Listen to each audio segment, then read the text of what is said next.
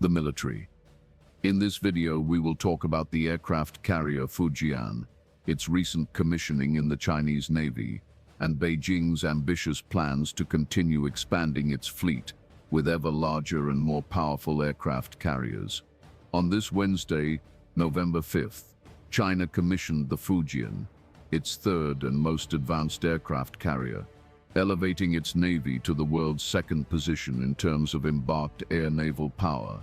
But how did China manage to surpass other established navies in this field, and what are its plans to keep advancing? It all began at the end of the 20th century when China realized that to become a global power, it needed to project power beyond its coast. The Chinese Navy, historically focused on coastal defense, started an ambitious transformation, with the initial milestone being the acquisition of the unfinished hull of the Soviet aircraft carrier Varya. The official purpose, claimed by the Chinese, was to transform it into a floating casino. But of course, the plans were quite different. And after years of reforms and modernizations at the Dalian shipyard, the aircraft carrier was rechristened as Liaoning and commissioned in September 2012. It was the first Chinese aircraft carrier, with a displacement of about 60,000 tons, a length of 304 meters, and a stowbar system, which uses a ski jump ramp for takeoffs and cables for landing.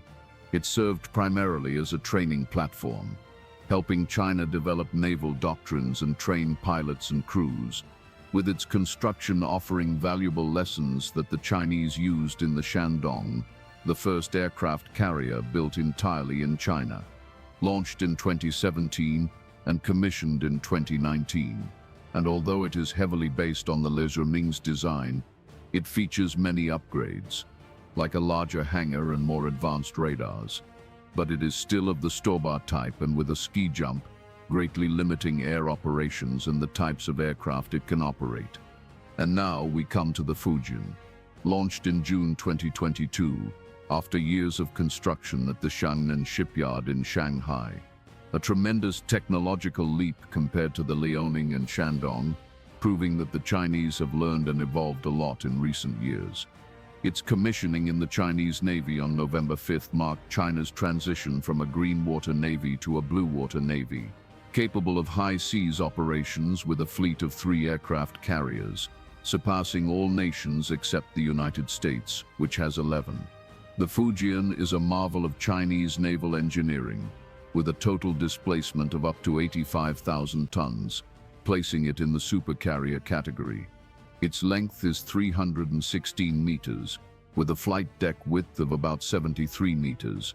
It is propelled by a conventional system with steam turbines and diesel-electric engines, reaching speeds of up to 30 knots, or about 55 kilometers per hour. The big highlight is the catterbar system, which, unlike the ski jumps of its predecessors, uses 3 electromagnetic catapults that launch aircraft with superior precision and efficiency, allowing faster takeoffs with heavier loads. The fact that the catapults are electromagnetic, like on the American aircraft carrier USS Gerald R. Ford, and not steam-powered, as in the Limits class, reveals a very bold Chinese bet, but that has paid off, resulting in a much more compact system for aircraft launch compared to the steam system.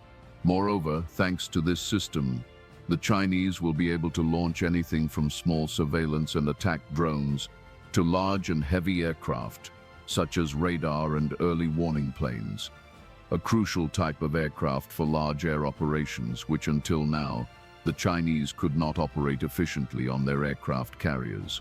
Its range is limited by conventional propulsion, requiring frequent refueling, but it can operate for weeks on long-distance missions, accommodating a crew estimated at up to 3,000 people, including pilots and technicians.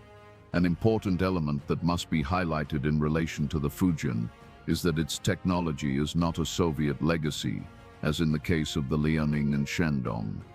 It is Chinese technology developed locally through the experience accumulated in the construction and operation of its other 2 aircraft carriers.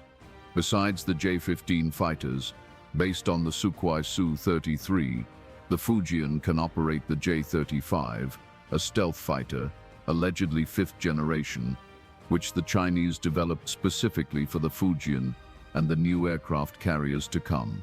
And what does the future hold for China in the area of aircraft carriers? According to what can be gathered, China is already building the Type 004 with nuclear propulsion, just like the American Nimitz and Ford, which will allow unlimited range, except for supplies and operation of advanced systems like lasers and high-power radars. With analysts predicting that China's goal is to operate 5 to 6 aircraft carriers by 2035, with at least one of them necessarily nuclear-powered. This expansion will directly affect the balance in the Pacific. The United States habitually operates in the region with an aircraft carrier based in Japan, and although it can receive reinforcements, with up to 3 American aircraft carriers already operating simultaneously in the Pacific during recent exercises. This presence is limited and cannot easily extend for long, as these aircraft carriers require large and expensive support structures, which means that when there is more than one United States aircraft carrier in that area of the Pacific, these vessels are only there temporarily on limited time deployments. China now, by permanently operating 3 aircraft carriers in the area, has reached a kind of operational parity with the United States, which operates 1 nuclear-powered.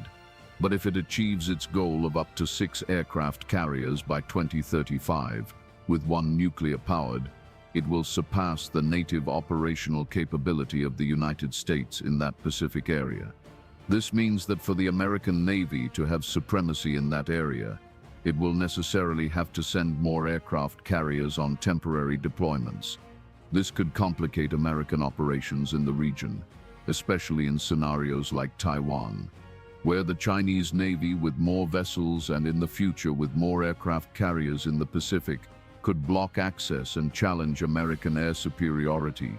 The technological and quantitative gap between China and the United States is still huge, but it is closing, and it could, in a few years, leave China in an advantageous position in that corner of the ocean. And if you are not yet subscribed to the channel, subscribe now and hit the notification bell so you don't miss any news.